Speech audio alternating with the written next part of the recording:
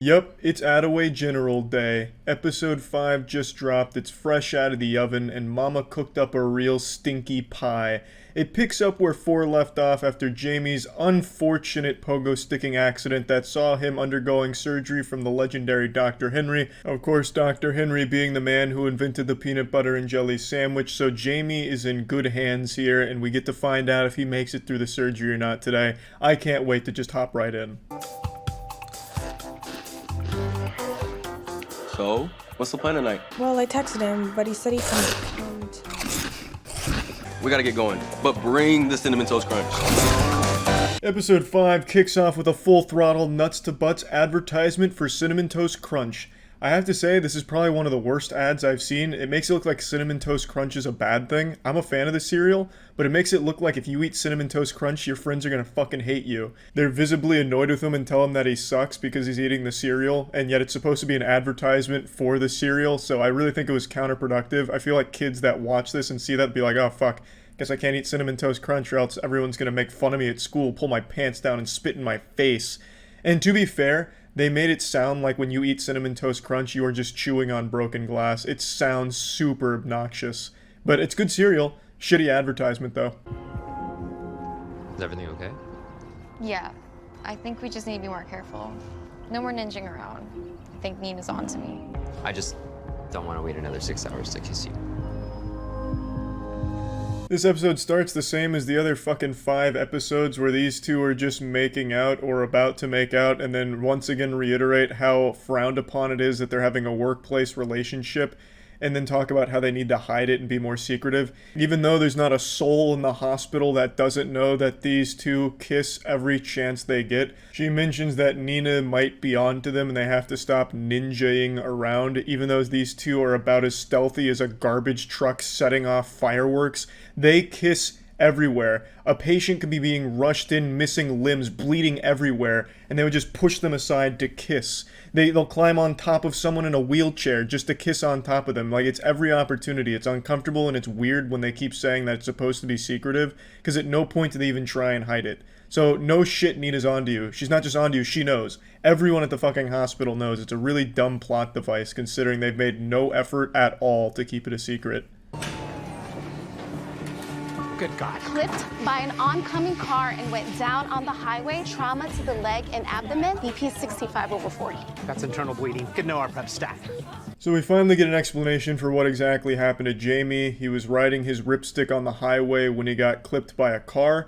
I hope that it actually goes really deep into this plotline and it turns out the driver that clipped him was Dixie D'Amelio, so then she gets brought in handcuffs. You know, I would have got away with it too if it wasn't for you meddling Dr. Henrys.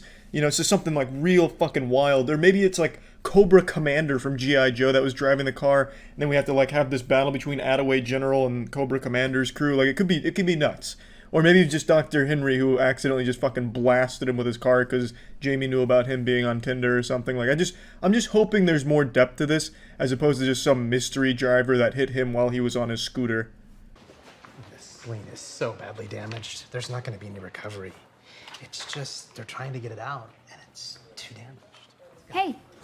Are those even clean? Sure, I guess. What are you doing here? Thought we said no ninja stuff. This is exactly what I'm talking about. This is half of the show. They just go into patients' rooms and start making out.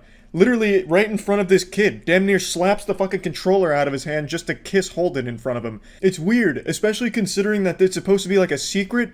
Even though they're just making no effort to keep anything a secret, they're just making out in the most public places possible. And they're like, oh, we have to make sure no one knows what's going on. We have to continue to master the art of stealth here. Like, what the fuck are you talking about? This is like the equivalent of me going down to the courthouse and just butt-fucking my girlfriend in front of everyone there. And then I'm getting arrested and be like, well, what do you mean? How did you know that I was butt-fucking my girlfriend? Like, everyone can fucking see it! Like, what do you mean?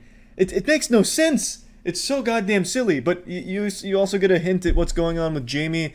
His spleen is extremely damaged because of his rollerblading accident on the highway or whatever the fuck was going on. He was cruising around on his skateboard, ripping some gnarly hard flips, and then all of a sudden a fucking German Shepherd tank comes and blasts him. So now his spleen's got boo-boos, and Dr. Henry's got to meticulously pull it out somehow, but it's too damaged for Dr. Henry to tackle, so he's got to call in Jesus Christ himself to perform the surgery or something, I don't know.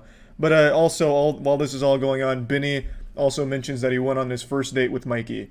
And I do want to say, out of everyone in Attaway General, there's only one person that seems to have any acting talent at all, and that's Benny. It's just unfortunate that Benny's storyline doesn't have as much action as the other ones, because his is mainly just talking to Eva during rehab, but Benny is by far the best actor in the show.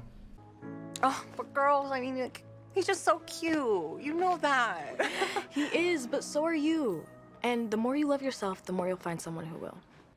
You're right. I think you got a text. Wow. My team, they won nationals. They didn't need me. Okay. But that's a good thing, right? Her whole thing was that their team is fucking horrible without her being there. They kept reiterating that they are the most talentless squad of cheerleaders this world has ever seen, akin to a group of Neanderthals getting together to bang rocks together at the cheer contest without her leadership. And then she all of a sudden gets a text message saying, hey, we actually did manage to pull it off without you, and now she's feeling bad about it. It's not the most exciting storyline, side quest, narrative, whatever. It's pretty underwhelming. Unless, of course, it takes a crazy twist where all of a sudden she goes like full-on Daenerys and rides in on a dragon and just incinerates and scorches the cheer unit out of revenge or something crazy. But this quest line here, this arc, features the only two characters that even appear to be trying in the show. Benny and her act very well. They have good chemistry together, and I just wanted to at least point that out, because in a show where it looks like every single fucking thing was made by Tommy Wiseau to be a disaster, these two really shine through with two people that at least have potential with acting. I talked to Nina today. She knows about us? She's worried about me, and I understand why. Okay. She's given up a lot for me, and the least I can do is take this program seriously. What are you trying to say? I think this is all going a little too fast for me. I think we need some time off.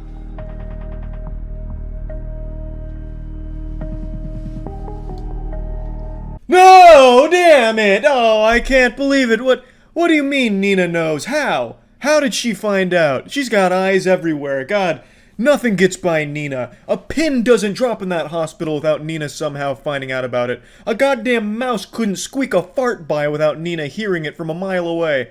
Damn, she's sharp to be able to find out that these two had a relationship going. And then Sasha cuts it off. That's pretty much where that ends. You know, all of a sudden it's moving too fast for Sasha, even though she was the one that just went into a patient's room to kiss Holden in front of the patient, and she did that like 2 other times throughout the show. But yeah, no, it's going at too rapid of a pace. So yeah, they put the kibosh on that whole operation there, and that's really about it. Jamie survives the surgery, but he has a long road to recovery, and that's really where episode 5 leaves off. And yeah, can't wait for episode 6. That's about it. See ya.